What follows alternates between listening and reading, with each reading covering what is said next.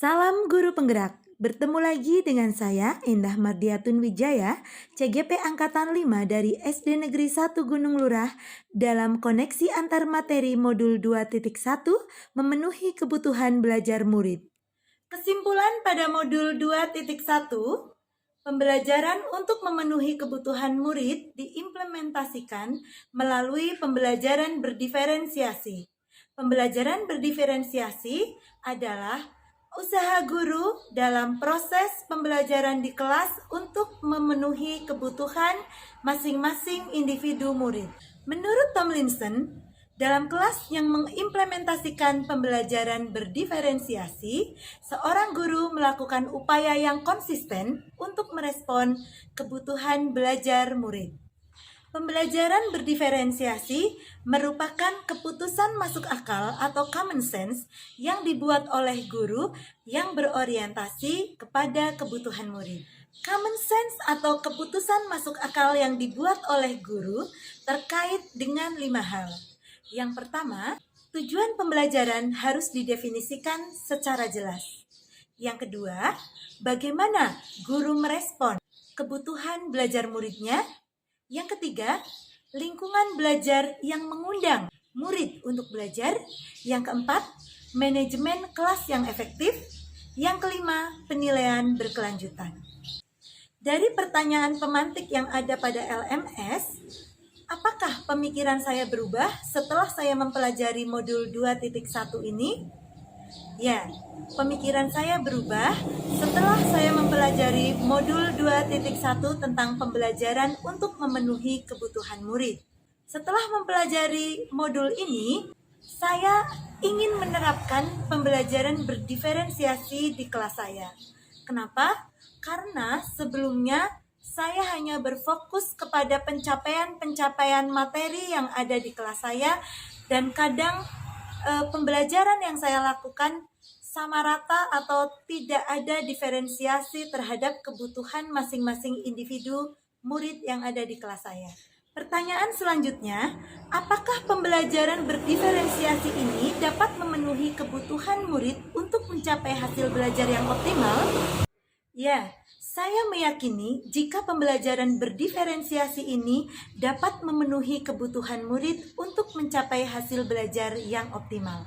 Hal ini sesuai dengan pemikiran Ki Hajar Dewantoro yang menyatakan bahwa pendidikan adalah merupakan tempat persemaian benih-benih kebudayaan yang hidup dalam masyarakat kebangsaan dengan tujuan untuk menuntun kodrat yang ada pada anak dalam mencapai kebahagiaan dan keselamatan yang setinggi-tingginya.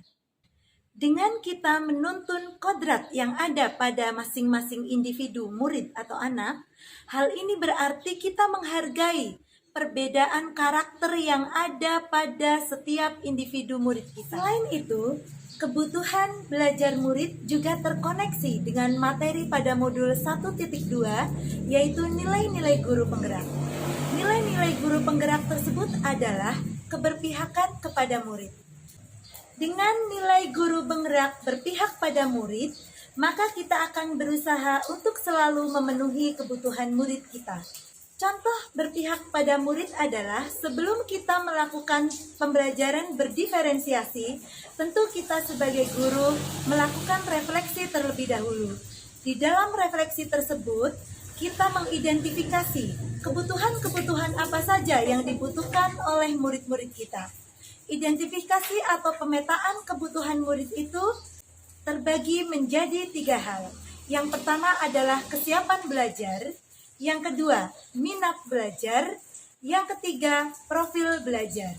Setelah kita menentukan atau mengidentifikasi kebutuhan murid kita berdasarkan 3 aspek tersebut tadi, maka langkah selanjutnya adalah kita melakukan atau merencanakan strategi belajar berdiferensiasi seperti apa yang akan kita lakukan.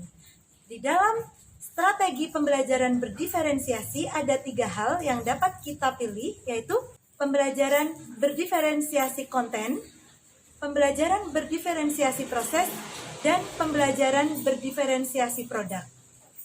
Kemudian, setelah kita menentukan strategi-strategi pembelajaran tersebut, kita juga harus merancang penilaian berkelanjutan yang akan kita lakukan dalam pembelajaran berdiferensiasi tersebut. Pertanyaan pemantik selanjutnya dalam LMS adalah, apakah saya akan mengimplementasikan pembelajaran berdiferensiasi di kelas saya? Ya, saya akan melakukan pembelajaran berdiferensiasi pada mata pelajaran matematika pada materi atau pokok bahasan perkalian bilangan bulat negatif. Dari refleksi yang telah saya lakukan, saya menemukan atau mengidentifikasi beberapa anak ada yang belum bisa melakukan operasi hitung perkalian bilangan bulat secara bersusun. Dan hanya sebagian kecil anak yang sudah bisa melakukan perkalian bersusun bilangan bulat. Hal tersebut membuat saya tertantang untuk melakukan pembelajaran berdiferensiasi di kelas saya. Terima kasih dan sampai jumpa pada pembelajaran di modul selanjutnya.